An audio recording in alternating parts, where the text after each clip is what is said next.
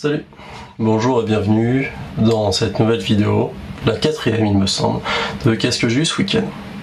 Alors, pas mal de lectures diverses et variées, bon, beaucoup de comics, hein, pas de BD cette semaine. Donc je vais commencer par celui-là. Donc j'ai lu celui-là, Venom.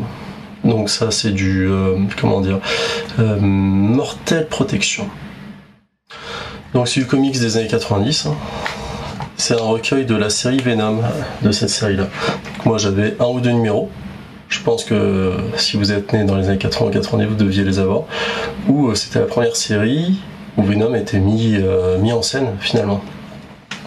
Et donc le comics prend l'intégralité de ce run où Venom est à San Francisco et où il se bat contre les méchants excavateurs de Roland Triss qui cherchent un trésor enfoui pour déstabiliser les États-Unis par une puissance anarchiste en 1900. Sauf qu'il y a eu le grand tremblement de terre de 1906 et donc cet or a été caché.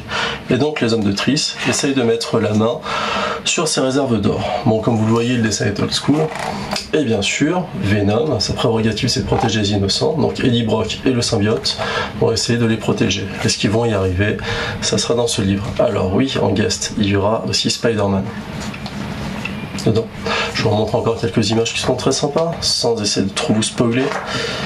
Voilà, scène de grosses bastons avec Venom. Ah, j'adore. Bon, le dessin a bien vieilli, le scénario a bien vieilli aussi, mais bon, c'est un oldies, et si vous aviez connu cette série-là, vous voudriez bien savoir quel est le dénouement. Voilà. Donc Venom.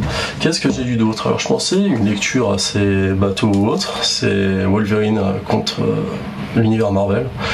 En fait, c'est pas si délirant que ça, c'est Wolverine dans un monde de zombies, hein, comme s'il était envahi par les Marvel Zombies, sauf que c'est pas estampillé Marvel Zombies. Qu'est-ce qu'il ferait? Donc il est parmi les héros les plus... les héros encore vivants, et il tente de faire survivre le monde. Alors bon, le dessin... c'est Laurence Campbell, faut aimer, hein. Moi j'ai pas trop apprécié le trait. Après, bon voilà, c'est un petit comics que j'avais dans ma palle il y a un petit moment. C'est sympa à lire. C'est pas nul, hein. Contrairement à ce qu'on pourrait penser, c'est pas nul, c'est même très sympa et la fin est pas mal, mais voilà quoi, c'est pas du popcorn parce que le tracé est pas assez bon pour faire du comics popcorn, c'est pas très agréable à l'œil nu, mais ça se suit et sans désagrément. Et il y a une suite, je crois que ça faisait partie d'une trilogie, ils le disent dans l'édito, mais j'ai pas trouvé les autres. Donc on verra si je les trouve, mais en tout cas, pour moins de 5 €, ça vaut le coup. La prochaine lecture, alors une trouvaille, je l'ai réclamé à corps et à cri à mon libraire, il y en a eu.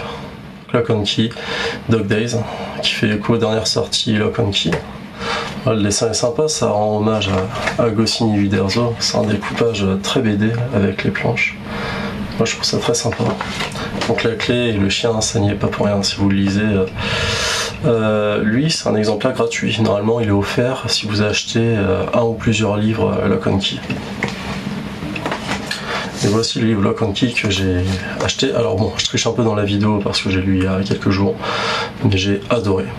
Véritablement, je pense que c'est par lui que vous pourriez commencer si vous êtes frileux sur l'achat de l'omnibus, Lock and Key ou autre.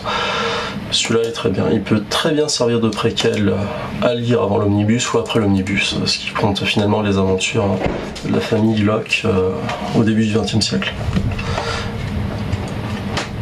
Alors ça reprend le chapitre 2, Ciel et Terre, qui est à mon sens très émouvant. Ça c'est une lecture qui peut vous faire verser une larme. Moi j'ai versé une larme, j'ai pas honte de le dire. Et donc les Locke traversent finalement après la guerre mondiale où il va arriver pas mal de péripéties. Le dessin est magnifique. Et à noter que vous allez voir des personnages. Neil Gaiman, si je me trompe pas, pour Sandman, vous allez le voir carrément dans le comics. Et puis je garde la surprise pour d'autres. Regardez, il est là, magnifique. Le dessin est vraiment magnifique. Et c'est... Joel et Gabriel Rodriguez se sont véritablement gavés. Rodriguez pour le dessin et Joel pour le scénario. Joel, je suis pas très fan, hein. J'ai pas très aimé Basketful of Heads. À savoir qu'il y a une connexion dans l'univers Lock and Key et de Basketful of Heads. Alors, bon, je vais peut-être me faire crier dessus ou autre, ou insulter dans les commentaires, mais je vous montre juste ça. Je vais essayer de pas trop vous spoiler, mais de vous montrer juste ça qui le prouve. Alors, hop, voilà. Ici. Là où il y a mon doigt, mon index, et l'article. Donc c'est une lecture que je vous conseille, c'est très très bon. Pour une fois je suis d'accord avec Sullivan Roux, c'est même meilleur que l'Omnibus. Déjà que Lock and Key c'est une très très bonne série, je vous le conseille. Alors il y en a qui pensent qu'il est un peu cher, mais si vous suivez Lock and Key, franchement c'est vraiment un superbe achat. Je vous montre encore une planche, j'essaye de trop spoiler. Ça, oh là là, c'est trop beau. Je crois que ça a été réutilisé dans la série, l'épisode avec l'araignée. Hein. Ça a été réutilisé dans la série, il me semble. J'ai pas regardé jusqu'au bout la série parce que je l'ai pas trouvé très bonne. Vous me direz ce que vous en avez pensé dans les commentaires. Lock and Key, c'est vraiment un must-have. Voilà. Et maintenant, petite période de mea culpa. Donc voilà, The Plot, j'en avais dit. Pas du mal, mais j'étais très déçu sur les réseaux et tout ça parce que tout le monde disait oui, c'est le comics d'horreur et tout ça. Alors s'il est aussi bon que Basket Full of Heads, on va pas s'en sortir. Hein. Le comics d'horreur, c'est ni The Plot ni Basket Full of Heads. Alors c'est quoi The Plot, c'est deux enfants qui perdent leurs parents dans des circonstances étranges et qui emménagent dans un vieux manoir délabré, donc avec leur oncle. Bon, le vieux manoir délabré, hein, je vais vous montrer l'image. C'est vraiment, voilà, je crois qu'on a connu plus chaleureux comme manoir, voilà ici. Et donc c'est un scénario banal de film d'horreur, donc je me disais ouais c'est absolument pas original ni quoi que ce soit. Après j'aime bien le dessin, qui est vraiment sympa, sans trop de détails mais très très sympa, j'aime bien ce style de dessin. D'ailleurs le dessin c'est quoi? C'est Hickson il me semble. Le dessin Joshua Hickson. Moi j'aime bien ce qu'il fait. Alors peut-être que je me trompe, mais c'était peut-être le dessinateur d'un Outcast, en tout cas s'il ressemble. Bah, vous me direz dans les commentaires. Et donc j'en disais du mal, jusqu'à avoir lu le tome 2. Et je peux vous dire que j'ai vraiment changé d'avis en lisant le tome 2. Moi j'ai relu le tome 1 d'abord pour me faire une bonne idée. Et le dessin est toujours magistral, après le scénario casse pas des briques. Mais c'est toujours une lecture sympa à faire. Donc je vous montre The Plot tome 1 et The Plot tome 2.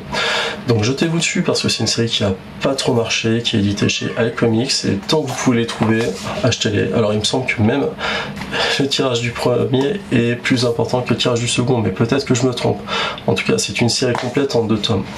Pour les amateurs de fantastique, un peu d'horreur, ouais, voilà, j'adore, les couvertures sont très belles, édité chez iComics, sont sorties il y a pas longtemps. Si vous êtes amateur, si vous voulez découvrir ça, prenez-les. Voilà. Mais c'était toutes mes lectures pour ce week-end. Je sais pas ce que vous en avez pensé, vous me le direz dans les commentaires. On se voit bientôt pour le 5, j'ai pas oublié, je suis toujours en train de tourner la vidéo des 30 ans de Spawn, et il y aura une vidéo unboxing qui va popper cette semaine aussi sur la chaîne. Voilà, n'hésitez pas à commenter, liker, et me faire des commentaires et me faire des retours. Je vous dis à bientôt pour un nouvel épisode de Qu'est-ce que j'ai eu ce week-end. Salut!